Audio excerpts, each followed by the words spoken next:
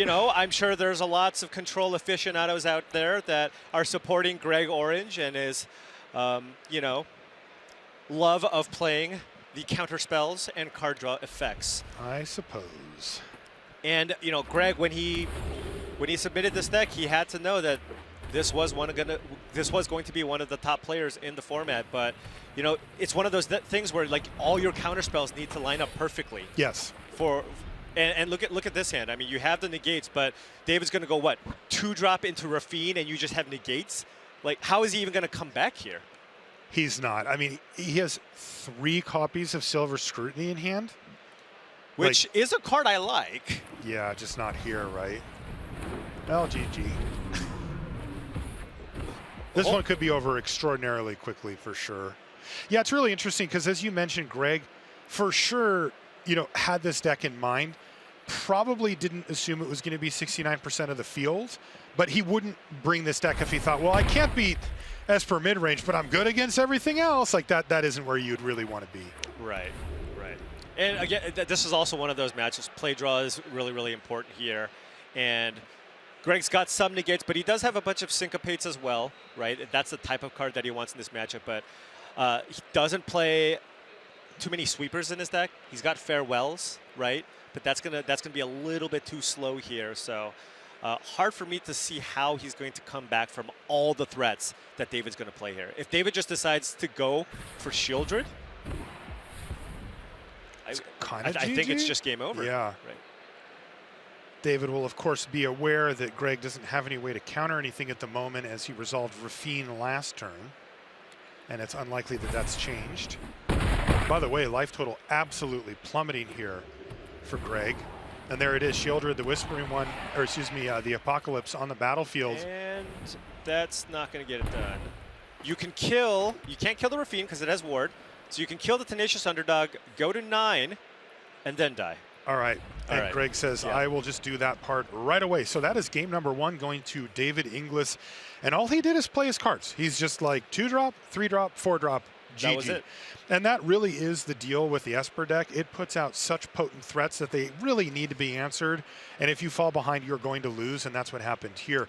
Now, one of the things that's interesting, though, is that hitting the sideboard for an Azorius deck usually means you can transform your deck pretty radically based on the matchup. You can, however, historically speaking, when you've had a mid-range deck go up against a true control deck, oftentimes the control deck has the advantage in game 1, right? The control deck is the deck that has versatile counter spells and sweepers and kills everything. All their cards are relevant, whereas the mid-range deck has a bunch of removal spells that don't do anything. After you sideboard, boom, Duresses come in, more counter spells come in. Get out of here, Cut Down. Get out of here, Infernal Grasp. I feel like David has an even bigger edge after the sideboard in these matchups. Wow. Worth noting here, by the way, if you take a look at the left side of your screen, you see both of our players are 2-2, and you might be thinking, well, what's up with that? Like this isn't the top tables. You'd be surprised. It is not uncommon for fields like this, 32-player field, 4 players go to top 4 on Sunday, for the records to get quite compressed towards the middle. And if you can come away with a winning record out of day 1, you're within shot of a top 4. Like if you come away 5-3, you're looking pretty good. Like that on a Pro Tour day 1, that barely gets you into day 2, right? You're kind of like, well, I didn't have a very good day, but at least I get to come back. If you come away with a 5-3 here, you're like, hey, that's not bad at all. Yeah, because if you end today with a 5-3 record, there's going to be 6 rounds tomorrow, right? If you go 4-2, you have a really good shot at top 4, excuse me, and then potentially at 8-6, if Julian Wellman and maybe Nathan Stoyer just continue to win out matches, again, like you said before, that can open up slots for players with worse records to make it into that top 4. Yeah, I can't tell you how many times that's happened where people sort of resign themselves to not making top 4 in a field like this, but just said, well, what else am I going to do? I'm going to play it out. And then all of a sudden, it's like you're 9-5, you're in, right? And they're like, what? And weird things can happen. So let's get back into the action here. A very quick and decisive game 1 goes to David Inglis. Let's see if game 2 goes a little bit better for the Citrus Assassin, Greg Orange, down on the bottom part of your screen. Yeah, much better hand here for Greg on the play with both Essence Scatter and Negate. So you can counter anything, at least on turn 2. He's got that base covered, and that's really all you can hope for, right? There's cards to come off the top of the library. He'll figure out the rest later, but as we saw, maximally punished in that first game for not being able to answer any of the initial threats, and they just killed him. Yeah. And by the way, this is also one of the reasons to play Esper instead of the other mid-range decks, right? Coming in, I think the big 3 decks that a lot of people expected were Grixis mid-range, Jund mid-range, and Esper. And the thing that, and when you pit a lot of those decks against each other, win rates, it's a lot of the samey cards. There's not one significant edge that one deck has over the other. However, when you play this deck against other decks, right, this has a deck to just close games out turn 4, turn 5, right? 2-drop, Rafine, Wandering Emperor, or Shieldred, that's game over. It's over. The other 3-color decks are a little bit slower, a little more controlling. Does not have the ability to do that like this Esper deck. You can really feel that tension in the Esper mirrors, right? Where it's like once one person gets a step or 2 ahead, it just snowballs and they win. Yeah, play draw is so important. Yeah. So Denik is going to kick things off here for David Inglis, who's on a mulligan to 6. David's just thinking, all right, which spell do I want to get countered first, right? That's what he's like. He's like, okay, I'm playing against the Azorius that you have 3 mana up. You probably have like 17 counters in your hand. Which one am I going to try to fight through first? Yeah, 3 negate, 2 essence scatter, 3 syncopate, 4 dissipate.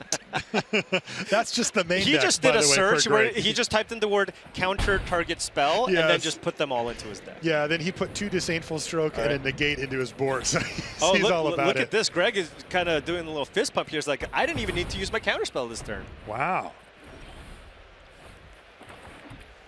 Oh, and this is a great start here for Greg. He can take 2 a turn, right? He's got the answer to the Rafine, and then he can reload back up with that Silver Scrutiny. It's kind of where you want to be Yeah. if you're Greg. If Which Dave, is the polar opposite of where he was the last time. right. So if David wants to be a little more aggressive, can run out the Rafine, in which case Greg, again, doesn't have to use a counterspell, right? Could just use Destroy Evil to get Rafine off the battlefield before attacks. Alternatively, if David wants to play around Destroy Evil, just attack first, then play Kaito. About a 90% chance anything gets countered right here. Right.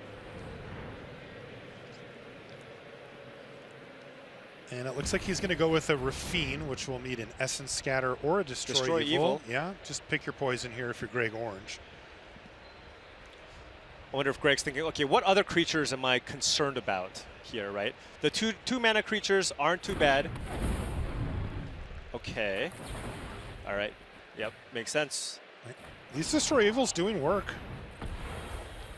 He's been able to destroy 2 creatures that cost 3 with no residual. Right. Just taking 2 every turn. Next turn, we're going to probably see that negate. And then if David doesn't draw an extra threat here, might be able to unload that Silver Scrutiny. I mean, this really is the dream, right? If you're Greg, I mean, sure, you're taking a little bit of damage, but you know what I would say, Paul? I think part of the dream for the control player is taking damage from a 2-drop. Like, it gives that tension, right? Like, if there was nothing They happening, want to feel something. You got to feel something. Like, I'll let one slip through the cracks. That's and right. Then we'll figure the rest out. Right. So here, I mean, at least what David has in hand, I imagine he's going to go something like attack, Kaito, that gets countered, underdog, that gets countered. Greg, with the shields down, will just go land, draw 4 cards. Ooh, that feels nice. That does. That really does.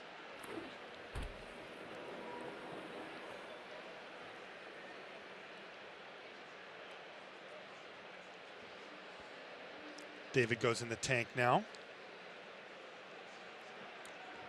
Is he just going to go maybe underdog, cycle Rafine's tower, I suppose? That is another option. Okay. The thing is, you still want to have Greg use some of his counterspells here, because if you don't play anything threatening enough, Greg's extremely likely to cast a Silver Scrutiny or a Memory Deluge here. And then you're way behind, because now he draws more answers, but actually has the mana for them. Yeah, and I imagine Greg's going to go for the counter if David chooses to run out the underdog. I can't see why he wouldn't. Yeah, it would be 5 power on the battlefield. Like, that's legit.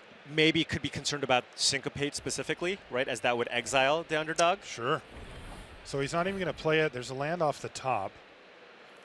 And this is really tempting. There's no blue mana available here for David Inglis, right? Yes. You have 2 Sanctums up in play, so this is the opportunity to use Silver Scrutiny and draw 4 cards, and then just hope that whatever David plays next turn is not going to be something that he can't overcome. And when you're drawing 4 cards, good shot to find answers, right? That's right. Or a bunch of lands in a Memory Deluge. Now, if you cast Memory Deluge, good chance you can find some answers here. So, and he'll actually have the mana for said answers at the same time as well. So, meanwhile, that Denik just doing God's work here. All the damage so far attributed to Denik. So Denik gets in for 2. If you choose to play the adversary, make some zombies. That adds 7 more power to the battlefield. And Greg wants to find a sweeper. I was going to say, that's a real board state he's facing down all of a sudden.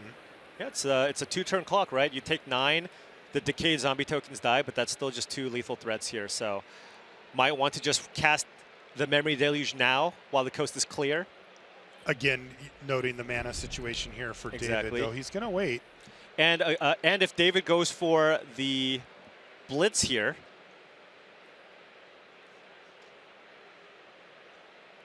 that is a lethal attack.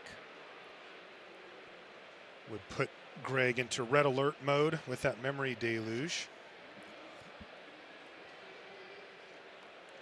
Greg, of course, can go Essence Scatter, take 9, cast Deluge, hope to find something like a Farewell.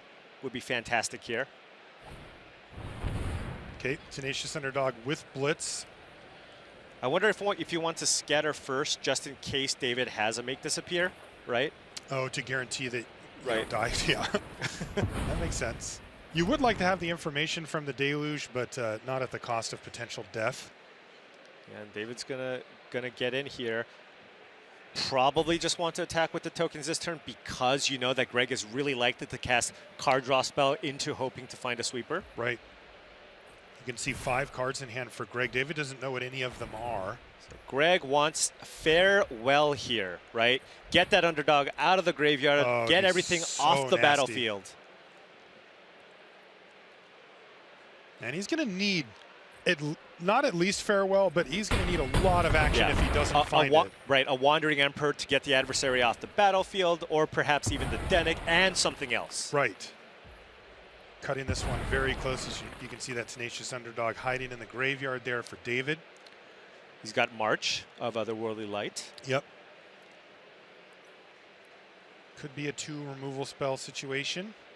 And yeah, so I mean, this Deluge has to be great here. It should be. He saw a lot of lands.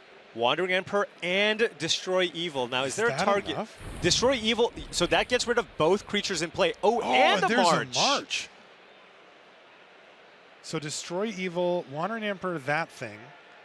So you can Wandering Emperor to Denik. Yep. And exile it, so you can't disturb it into play. You can also hold the Wandering Emperor and use that on the Tenacious Underdog. Right. But, I mean, does he have mana to cast them all 3? He has 8 mana. Wandering Emperor, Destroy Evil doesn't quite have enough to kill everything. You can go Wandering Emperor March or Wandering Emperor Destroy Evil. You'll be 1 mana short of being able to do a March for 2. So does that mean that he's going to take 2 from Denik? He will. However, because you're gaining the life here from the Wandering Emperor, Greg will not be dead on this turn unless David finds something else next turn. Boy, that Tainted Adversary's done real work here for David. That was the game changer, putting max pressure on Greg when he whiffed after drawing 4. And that is a small little quirk, right? When we see 70% Esper decks, we have to think about all the little differences that these Esper decks will have against each other. And David Inglis' team identified that it's really important to have a bunch of 2-drops into their deck. Most decks played 6 or 7. They're playing 9 2-drops to make sure they have the potential to go 2-drop Rafine and curve you out and kill you that way. Right. Maximizing on that plaza as well. All right, there's a Tenacious Underdog. All right, and then David's probably just going to go for I suppose if you are convinced that Greg has a removal spell, you don't go for the kill and maybe try to kill the Wandering Emperor. But it looks like he's decided to just put max pressure. Yeah, so he's going to go down to 2. You can use the Destroy Evil next turn on the adversary. This is a good setup. There's a lot of pressure on that Rafine's tower here for David. He needs to find some action for next turn. You can flash back the Memory Deluge here. And still Destroy Evil as well. Exactly enough mana to do both. This is Greg Orange living his best life right now. Double tower as well to cycle. So this is about as close as you want to get. Yeah, this is a really big turn here for David Inglis, right? Like if David cannot put some kind of threat onto the battlefield next turn with this cycle and his draw, Greg's gonna turn this game around. That's right. So 2 cards by next turn for David Inglis, and he's got to find some threats. Here's the Rafine's tower to do the first. And now that the shields are down, it looks like the Memory Deluge is going to get cast. Right, Greg might just go, you know what, I'm going to go Deluge and Destroy Evil and just kill your 3/4. Oh, yeah, he could do that. Right. Because right now, David technically has 0 cards in hand, but in reality has 1 unknown plus a draw step. That's Silver Scrutiny. Wow. That is a lot of cards. Yeah. It's a lot of cards, Marshall. Memory Deluge into an answer and another draw 8 or whatever. Okay, Wandering Emperor. Okay. A Fine Magic card. Doesn't look like it's the one here, though. And by the way, he did not end up using the Destroy Evil on his own turn. Right.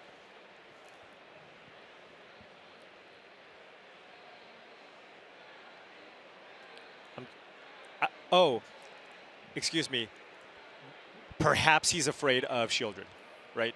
Oh, because by keeping the Destroy Evil, which if David plays a Shieldred, Greg Orange can on upkeep Destroy Evil and kill Shieldred. So he's just gonna let this happen. Heads up, especially because he has a Wandering Emperor to kill the Tainted Adversary. But because of that, though, he is just losing a token, right? He is giving up something for this, but he views the risk of ruin of just outright losing the game to Shieldred higher, given the contents of his hand. Right. So now we're going to see what? A Wandering Emperor on the Tainted Adversary. Go up to 4. Oh, now using the Destroy Evil. Interesting. The Wandering Emperors will bounce off of each other. This is the most mana efficient that Greg can be. He's probably trying to clear the way for a massive Silver Scrutiny. Right. But again, he's giving up something in each of these interactions. Right. But it's one of those things where Greg goes, look, if just at any point I can resolve this Silver Scrutiny, I am going to win this game. Exactly. So he needs to protect not losing at all costs. Iganjo's interesting here too. Yep, that was also a solid draw here. Now, even if David finds a way to get this 2/2 token from the Wandering Emperor off the battlefield, Greg Orange does have the Iganjo to kill the token. So he's got backup plans so far. Here comes Rafine's tower. Again, 2 cards will be in hand for David Inglis on his turn. It's Odawara, so there was one way to get rid of the token. Yeah. But unfortunately, it's the Dark Card waste for the other, which is not what he wanted to see. It's not going to be quite enough. So Greg can go Wandering Emperor, make a token. David can go bounce the token, try to kill you. And then Greg will go Iganjo. So that Iganjo was a big draw. It actually mattered. He needed the backup plan here. Odawara Soaring City would have sealed the deal if not for Greg having 2 bases covered here. And that would have been heartbreak for Greg Orange sitting on that Silver Scrutiny. He's finally 1 step away from having this board stabilized. And it looks like he's just going to go for Iganjo. Interesting. Okay.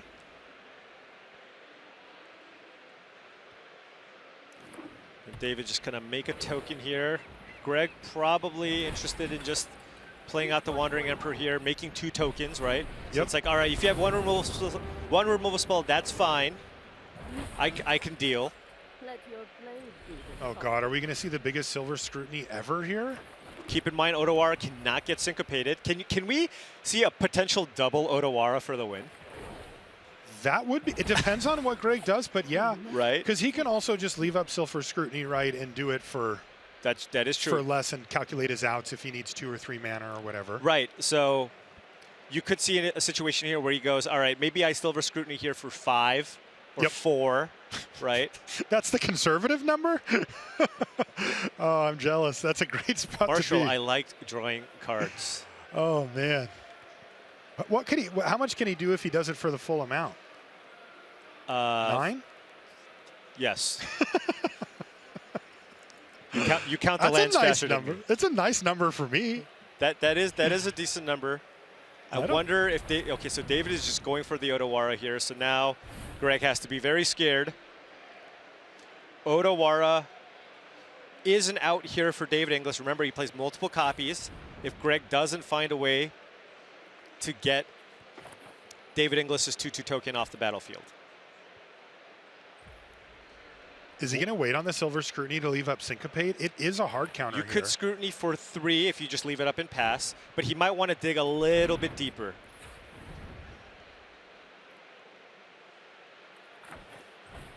For example, he's going to go for 5. Does that allow him to cast another Wandering Emperor? Oh, it good does. question. It does. Okay, so that's Holy nothing. Smokes, he hit Syncopate in all lands. So if David Inglis can find a removal spell here on the 2/2. He could steal this? Oh, No. and Shipwreck Marsh off the top. Oh, wow. What a sweat That here for Greg was Orange. a whiff. Oh, my goodness. Now, this gets interesting because Greg has a Rafine's Tower, but he doesn't have anything else going I think on. David's just going to pump the 2/2 here. He's going to have to force a block, right? Just attack you, force the block on the 2/2. And then now Greg needs to find an answer, right? We're cycling this Rafine's Tower. He'll see that plus his draw step. You'll survive for one more turn if David doesn't draw anything. But here we go. This better be a card draw spell for Greg. Oh No. my God, it's another land? Are you No. serious? Wow. Back-to-back islands? So now he's just on chump block mode with lands and syncopates. He can counter anything from David. That's the good news. Right, but he David's has board wins. a draw step to find an answer. Oh, geez. And so wow, that's going to get... Kaito's really good, but it's going to get countered. That'll get countered. But Kaito making unblockables would have been really excellent, too. Right, and now David's going to have 2 lethal threats next turn, right? We're forced to chump block this 3/3. David makes a token. Yes. So now Greg needs to find Farewell, card draw spell into double removal. Wow. Hullbreaker Horror alone would not do it. No, he'd have to have something to put on the stack with Syncopate. What also. a whiff. I mean, we're talking about a cycled tower. We flash back some memory deluges. Yes. We cast a Silver Scrutiny for 5. Yeah, 1 for 5, another one earlier in the game. 5 lands and 2 Syncopates in hand here for Greg. Unbelievable. 17 lands drawn here. Top of the libraries, like, definitely a memory deluge, right? Which would be the best draw for him, I assume. Right. See the most cards but have the most mana. One tiny note, and I think Greg playing conservatively because he had the Silver Scrutiny made a whole lot of sense. Yes. But he did lose that token. Yes. Right, which could have potentially given him an extra turn. No, it's true. He knew what he was giving up to do it, but it's just such a heartbreaker if you just lose the game in that spot when you have the Silver Scrutiny, and like this is unlikely. I cannot believe he hit 2 islands off of those last 2 draws also. I mean, even if you find a farewell, right? Oh, he's okay. What the? So now a removal, just a march, makes it so he doesn't die, right? This Kaito is certainly getting countered. Interesting play there from David. So now, I mean, Hullbreaker Horror is an out. Yes.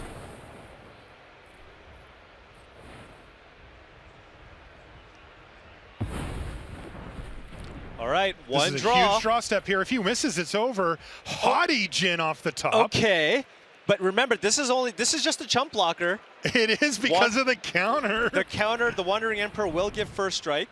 Or I suppose a trade. Oh, first strike? Sure, yeah.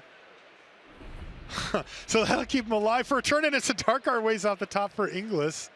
So that's not going to close this thing out straight away. All right, so I guess Greg has another turn. Another top deck at bottom of turn. Silver Scrutiny, Memory Deluge. Oh my God, any of those would probably seal the deal. Something. Here we go. No! It's negate off the top. And that's going to be a concession. David Inglis picks up this match 2-0.